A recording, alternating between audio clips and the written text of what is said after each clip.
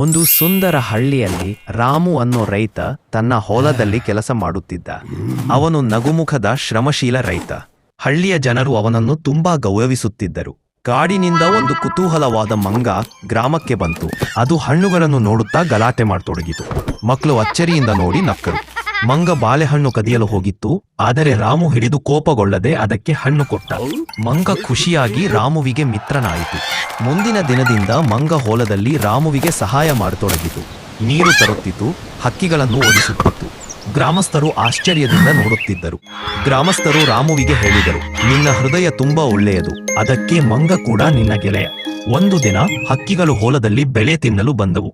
ರಾಮು ಚಿಂತೆಯಿಂದ ನೋಡುತ್ತಿದ್ದಾಗ ಮಂಗ ಮರದ ಮೇಲೆ ಹಾರಿ, ಓ ಹಕ್ಕಿಗಳೇ ಹೋಗಿ ಅಂತ ಕಿರುಚಿ ಅವುಗಳನ್ನು ಓಡಿಸಿತು. ಗ್ರಾಮದಲ್ಲಿ ಹಬ್ಬವಾಯಿತು. ಜನರು ನೃತ್ಯ ಸಂಗೀತದಲ್ಲಿ ಮಸ್ತಿಯಾಗಿದ್ದರು. ಮಂಗ ಕೂಡ ಡೊಳ್ಳು ತಟ್ಟು ಕುಣಿಯಿತು. ಎಲ್ಲರೂ ನಕ್ಕು ಆನಂದಿಸಿದರು.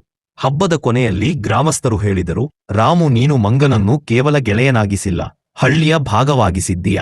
ನಮ್ಮ ಹಳ್ಳಿಯ ಶಕ್ತಿ ಒಗ್ಗಟ್ಟಲಿದೆ.